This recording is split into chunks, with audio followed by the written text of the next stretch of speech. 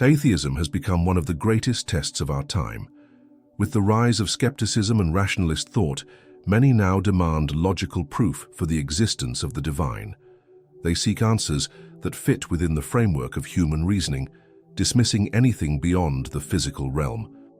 But what happens when reason alone is used to deny the very foundation of existence? This video takes you on a journey through Islamic mysticism, uncovering the hidden truths that reveal the depth of divine wisdom. Throughout history, great Islamic scholars have encountered challenges from those who reject faith, yet each time they have responded with undeniable wisdom, answers so profound that even the most hardened skeptics were left speechless. But today, something extraordinary happens. An 11-year-old child, armed with nothing but faith and wisdom, steps forward to answer an atheist's most difficult questions. What follows is nothing short of astonishing. This young boy's replies are not only deeply rooted in Islamic philosophy, but they also unravel Quranic mysteries that have stunned scholars for centuries. His responses demonstrate that true knowledge comes not just from intellect, but from an awakening of the soul, a spiritual awakening that allows one to perceive the reality beyond the material world. So I ask you, if faith is merely an illusion, why do its truths stand the test of time? Why have even the greatest thinkers found themselves drawn back to the wisdom of divine revelation? Stay with me, because in just a moment, you'll witness a mysterious event explained through Islam, one that proves that occult knowledge in Islam holds insights far beyond what reason alone can grasp. Before we dive in, take a moment to subscribe to the Veil of the Unseen. Many who watch these videos are not subscribed, and you won't want to miss the deep revelations ahead. Turn on notifications, because what you're about to hear may change the way you see faith forever. Now let's begin with the first question that left the atheist speechless. 1. What existed before Allah, and who created Allah? There is a question that has troubled skeptics for centuries. If everything has a beginning, then what came before Allah? It is a challenge rooted in human reasoning, an attempt to place the divine under the same limitations that govern creation. But here's where logic fails, because Allah is not bound by time, space, or causality. Imagine this scene. An atheist, convinced of his argument, confidently poses the question to an 11-year-old child. Surely a child would struggle to answer something so profound. But instead of hesitation, the young boy calmly replies, "Can you count backward from 10 to 1? The atheist scoffs at the simplicity of the request and counts 10, 9, 8, 3, 2, 1. Then comes the moment of truth. The boy asks, "Now, continue counting beyond 1. The atheist pauses, confused. "There's nothing before 1, he finally replies. And just like that, the child delivers an answer deeply rooted in Islamic mysticism, one that exposes the flaw in the atheist's reasoning. If the very system of numbers has an absolute starting point, then how much greater must be the reality of Allah, the first and the last? Al-Awwal wa Al-Akhir, Surah Al-Hadid 57:3. Just as numbers do not emerge from nothingness but rather begin at a fixed point, Allah exists beyond the concept of a beginning. He is not created because He is the eternal originator, Al-Badi. This profound response aligns with Quranic mysteries that have puzzled thinkers for centuries. The Quran states, "He begets not, nor is He begotten." Surah Al-Ikhlas 112:3. Unlike creation, which depends on cause and effect, Allah is independent of all things. His existence is not subject to the laws of the universe. He is the one who brought those laws into being. It is a lesson in occult knowledge in Islam, a reminder that reality extends far beyond what we can comprehend. The young boy's response is not just clever, it is a revelation, a glimpse into the hidden truths that define Islamic philosophy. And as the atheist struggles to find a counter-argument, the child moves on to the next question, one that challenges the very perception of divine presence. 2. In which direction is Allah's face turned? The human mind is wired to think in terms of direction, space, and limits. But when it comes to the divine, these concepts collapse. When the atheist poses the question, "In which direction is Allah's face turned?" He assumes that Allah must exist within the same spatial constraints as creation. But here's where the flaw lies. Allah is beyond direction, beyond form, beyond limitation. The young boy once again does not argue with philosophy or complex reasoning. Instead, he asks a simple question. If you light a candle in a dark room, where does its light face? The atheist, taken aback by the unexpected turn, hesitates before answering. It spreads in all directions. The boy smiles.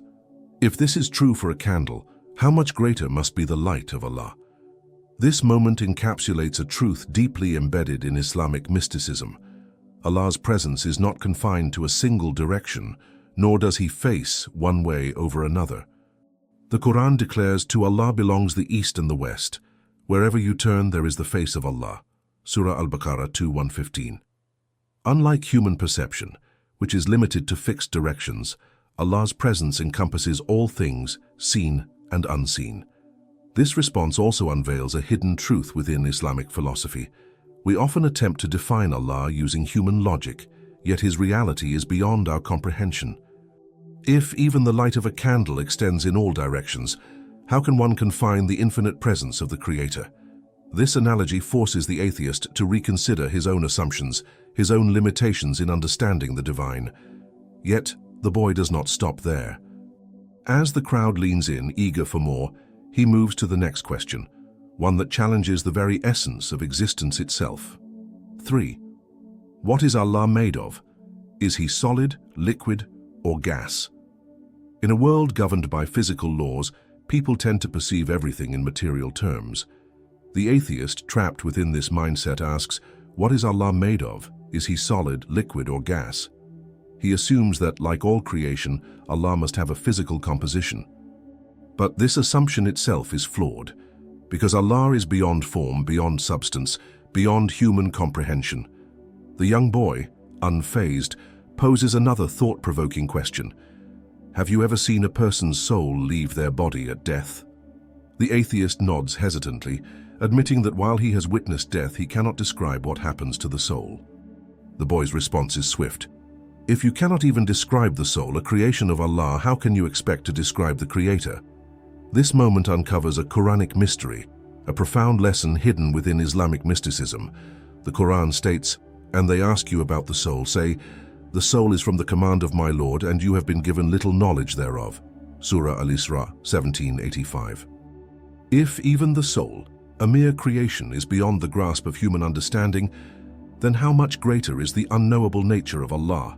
This is where occult knowledge in Islam comes into play. The unseen world operates on divine laws beyond our comprehension. Allah is not subject to the limitations of matter, nor can he be defined through the categories of creation. He is Al-Qayyum, the self-sustaining, existing without need for form or substance. The atheist, confronted with this undeniable reality, struggles to find a rebuttal. But before he can respond, the boy moves on, this time addressing an argument that has baffled skeptics for centuries. 4. How will people eat and drink in paradise without excreting? Skeptics often struggle to comprehend the concept of the afterlife, questioning how it could operate beyond the limitations of this world. The atheist, still determined, asks, how can people eat and drink in paradise if they do not excrete? He assumes that the laws of this life must apply to the next, failing to grasp that the hereafter is governed by a completely different reality. The young boy, calm and composed, responds with yet another simple yet profound analogy. Tell me, when a baby is in the womb, does it eat and drink? The atheist nods. And does it excrete? The boy continues. A pause. The realization dawns. The atheist shakes his head. With this simple exchange, the boy unveils a hidden truth within Islamic philosophy. The physical form in this world is not the same as the one in the next. Just as the child in the womb is sustained in a way that defies earthly logic, the inhabitants of paradise will exist under a reality beyond human comprehension. The Quran states, "No soul knows what delights of the eye are kept hidden from them as a reward for what they used to do." Surah As-Sajdah 32:17. The pleasures of Jannah are unlike anything in this world. They are free from the constraints of decay, waste, and suffering. This is a Quranic mystery, an insight that reveals the occult knowledge in Islam. The afterlife is not just an extension of this world, it is an entirely different dimension. If even within the womb a baby experiences a reality foreign to us, then how can one expect to comprehend the nature of existence beyond the veil? The atheist is left without an answer. The logic is undeniable, yet the boy is not done. He moves on to the next challenge, one that strikes at the heart of the unseen world. 5. How can fire harm the jinn if they are made of fire? Doubt often arises when people try to impose earthly logic onto the unseen world.